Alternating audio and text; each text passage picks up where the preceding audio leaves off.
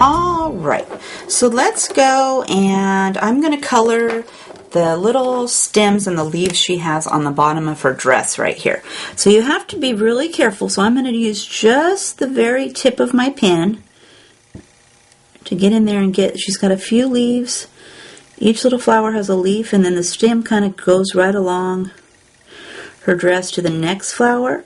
But it's pretty small, so you just want to barely use the end of your pen to do the leaves on there. And then also over here on her purse, I colored this little bow ribbon that she has on here with the G82.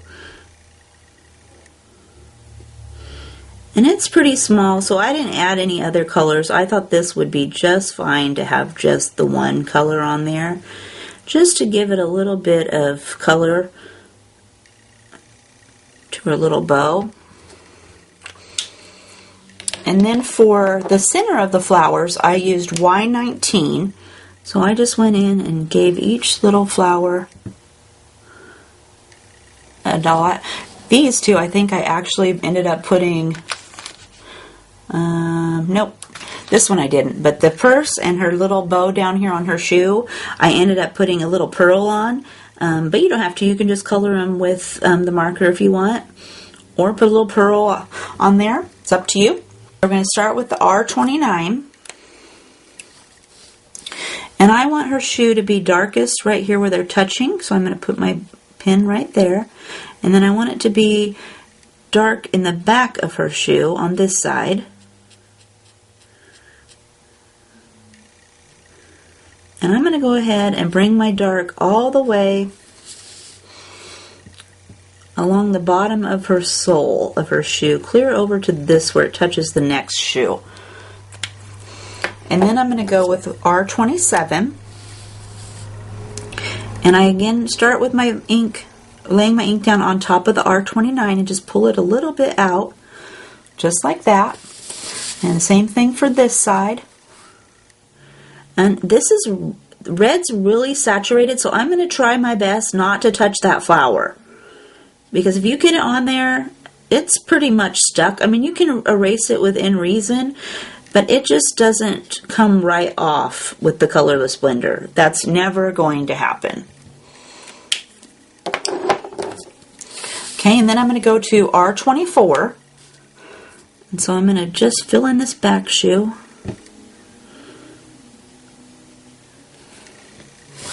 And then I'm going to go do the front of her shoe.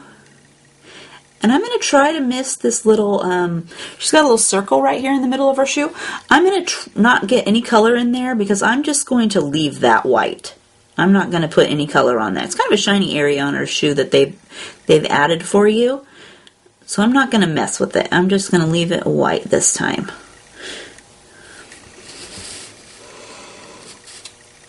There, and that looks pretty good. And usually red, you don't have to go over it a bunch of times. It usually does a pretty good job the first time through. And we'll go start over here on our purse. And again, we've got R29. And we're going to do where we want it to be darkest. So I want it to be darkest right next to her hand is in her dress. Right next to the purse, this flower a little bit. And where it rolls over. And be careful not to touch the flower again. Remember, it's going to be, it won't come right off. And then for this bow on her shoe, I want it to be dark down here on the bottom. And this time I'm going to be really careful and try not to touch those little dots on her bows. Because remember, if you get that on there, it's not going to come off very well. And the same thing for this side on her little cute teddy bear.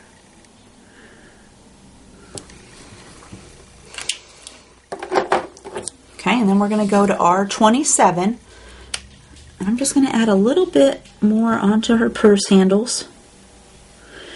I'm being careful not to get outside the lines.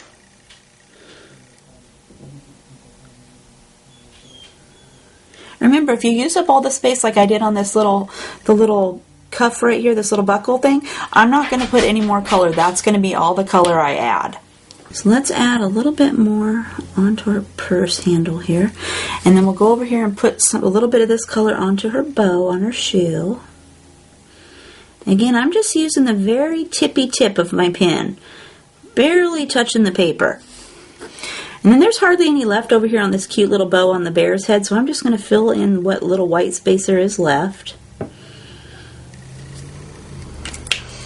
And then I'm going to fill in the rest of my area on my purse with R24.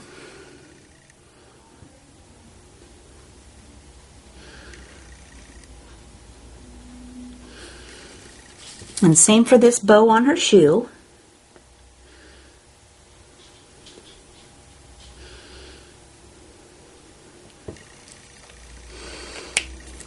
And then for the soles of her shoes, I'm going to use, for both of their shoes, I'm going to use T2 and T1. So I'm going to start with T2, and where I want it to be darkest, so I want it to be darkest on this back shoe, right where it's touching the other shoe. And then this shoe, I'm going to give it just a little bit down along where there's already those great lines for me. And then for this shoe, I'm going to do right where it's touching this other shoe.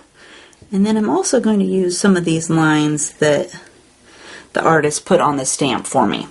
I love it when they do that. And then I'm going to fill it in with T1.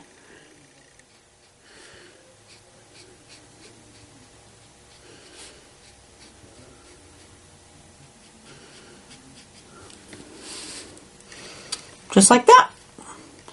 Alright, so that leaves us with this cute little teddy bear and that little dragonfly we have going on up there. And the dragonfly on the stamp, you can leave it on there or you can cut it off and use it as an accessory stamp. I just left it on there because I didn't want to have to worry about stamping it later. So I just decided it would be fine just to stay on there and not have to worry about losing it later on. Okay, so for our bear, I'm going to start with E51. And I'm going to put my E51 where I want it to be darkest. So I want it to be darkest on this side of my bear's body. And then I'm going to get the underside of her arm. And I'm going to get this side of the bear's body. Along her face. Let's see it going along her foot. This little arm where it touches, maybe next to her little ear. And then I'm going to add E50 to cover the rest of the white up. I'm just going to brush over it very lightly.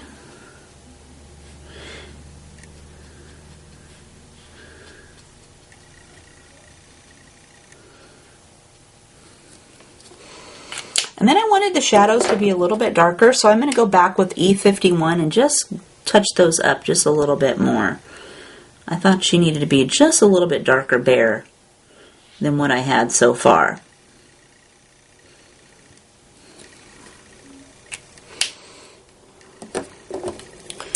And if you don't like the contrast of that so much, you're just going to go right back over it with E51 and blend the edge of your line. It's not so harsh, or you could just leave it too. It looks really good that way.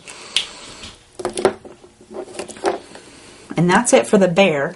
And then we're going to go do the dragonfly's body. I just colored it E44. And then I gave the wings a touch of T0. And later I went in and added some stickles to the wings, so I wasn't too concerned about putting a bunch of color on there. So that leaves us with the ground, which I used W1 and W0.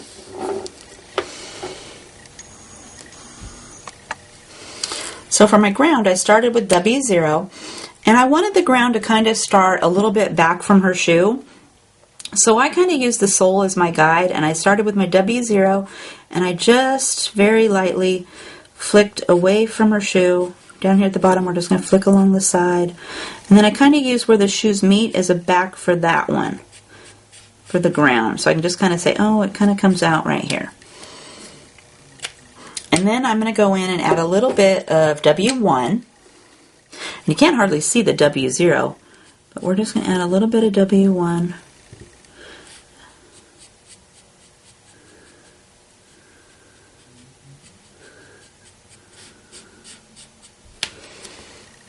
And then I'm going to go back over that shadow I just added with W0.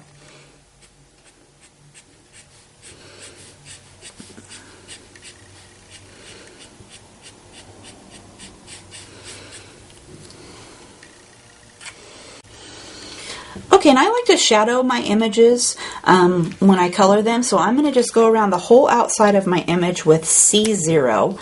And for that, I just put my marker down and I just draw a little small line all the way around.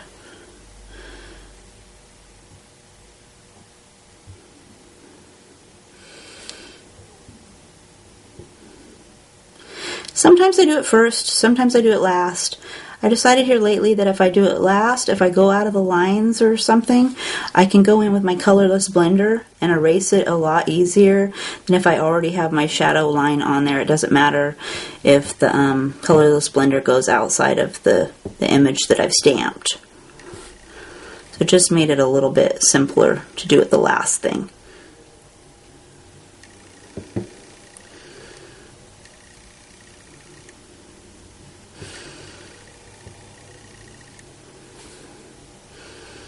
Just got a little space between her dress right here. Don't forget to get that. Okay, and I think I'll do around my dragonfly a little bit too. But nothing too technical, just go around the outside. And then to fix your little dots on her dress, if you're worried that the dress has the green dots, you take your colorless blender and you just go into each of the dots and you just dot it on top.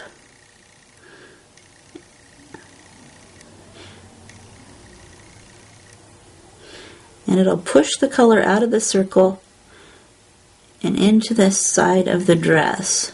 And you may have to do it more than once. I'm just going through and adding one dot and then let it dry. Okay, and so see, then you can go back and go, oh, well, it didn't really erase all the color from this dot, so you go back and just go dot right on top of it. And you don't have to press very hard with your pen when you're doing it,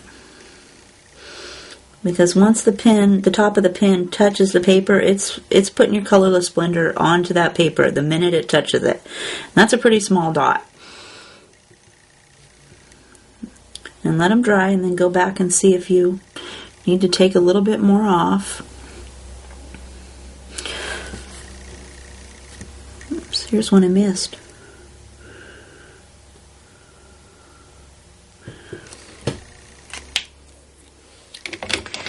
But that just erases the color from them, from the little dots. Looks pretty good. And then I'm going to go ahead and then this month, as your special present for getting the monthly kit, you got this Sakura Jelly Roll glitter pen in your kit. And so I used this pen to just go in and add sparkle to each of these little dots on her hair bows, on the bear's hair bow, down here on her shoe. But you could use it wherever you wanted. It's a clear pen, so you don't have to worry about it. You can see through, so if you left these dots green, you could see a little bit of the green through, or you could color the dots red. That would look really pretty too. And then put the glitter pen right on top of it. But I just went in and touched each little dot with a little bit of the sparkle pen. Just like that.